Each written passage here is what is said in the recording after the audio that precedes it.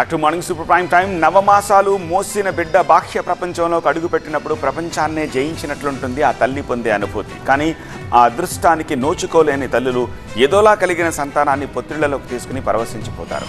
అమ్మతనాన్ని అనుక్షణం ఆస్వాదిస్తారు. కలల ప్రతిరూపాన్ని చూసుకుని మురిసిపోతారు. కానీ డాక్టర్ రూపంలోని ఒక రాక్షసి వారి ఆనందాన్ని చిదిమేస్తోంది. వారి భావోద్వేగాలతో ఆడుకుంది. పదుల సంఖ్యలో కుటుంబాల్లో పెను సంక్షోభానికి కారణమైంది.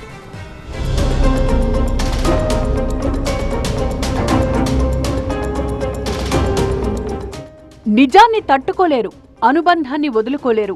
దేవుడా ఏమిటి శిక్ష? నిజంగా శిక్షే. విధి ఆడిన వింత నాటకంలో జీవిత కాల శిక్ష. ఏం చేసినా తీరని మానసిక క్షోభ. పగవాడికి కూడా రాకూడదనేంత దారుణమైన అనుభవం. అమ్మతనాన్ని అపహాస్యం చేస్తూ ఓ డాక్టర్ లిఖించిన రాక్షస పర్వం. కాసులొస్తే చాలు దేనికైనా సిద్ధమన్న సృష్టి ఫర్టిలిటీ సెంటర్ మాటను సాగిన ఘోరాలతో ఎన్నో కుటుంబాలు తట్టుకోలేని నిజం. విషయం తెలిసినా ఎవరూ తట్టుకోలేరు. అలాంటిది ఆ బిడ్డల్ని కంటికి రెప్పల్లా చూసుకుంటోన్న దంపతుల గుండెలు ఇంకెంత తల్లడిల్లిపోతాయో. బాధ బయటకి చెప్పుకోలేక ఎన్ని గుండెలు మౌనంగా రోధిస్తాయో.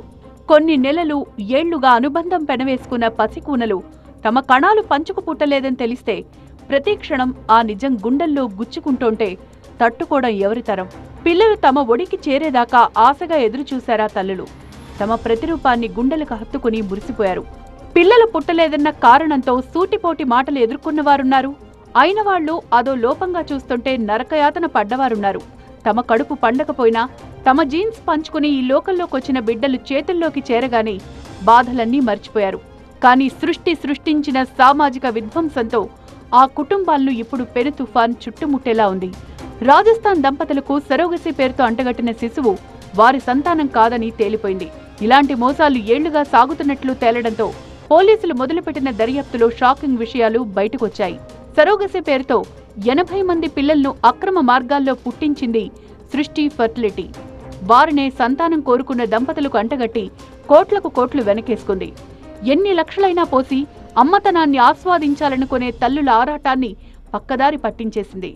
దంపతుల నుంచి సేకరించిన స్పెర్మ్, అండాలతోనే సరోగసి ప్రక్రియ జరగాలి.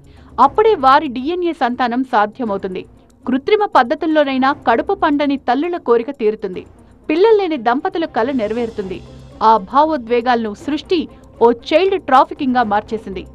ఎలాగోలా పిల్లల్ని పుట్టించేసి ఎంతో కొంత రేటు కట్టేసి ఆ పసికందుల్నే పిల్లల్లేని దంపతులకు మీ బిడ్డేనంటూ లక్షల రూపాయలకు అంటగట్టేసింది.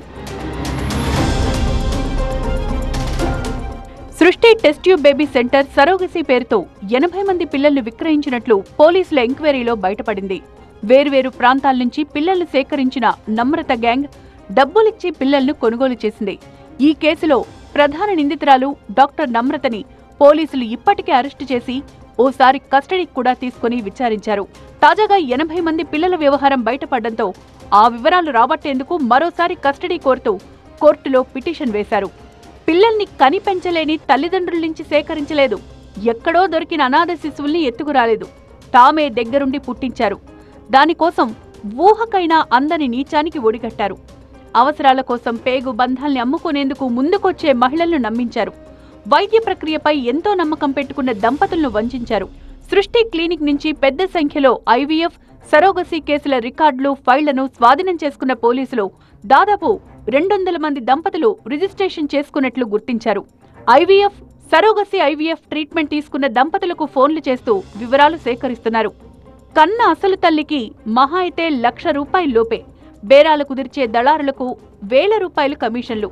కానీ పిల్లలను కోరుకునే దంపతుల నుంచి వసూలు చేసేది మాత్రం 30 లక్షల పైమాటే.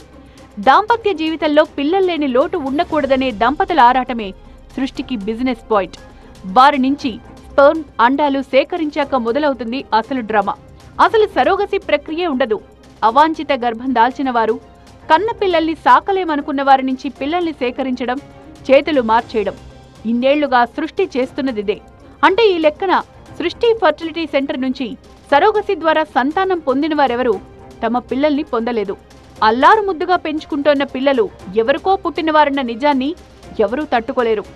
ఒకరిద్దరు కాదు, ఏకంగా 80 మంది దంపతులు.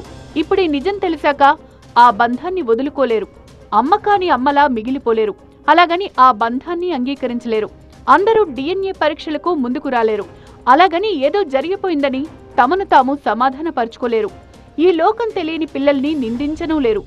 ఎంత లేదనుకున్నా మొన్నటిదాకా ఆ బిడ్డల మీదున్న అనురాగం, ఆప్యాయతలో గుండెల్ని మెలేసే ఓ చిన్న మెలికైతే పడుతుంది. అనుక్షణం అది గుండెల్ని గుచ్చుతూనే ఉంటుంది.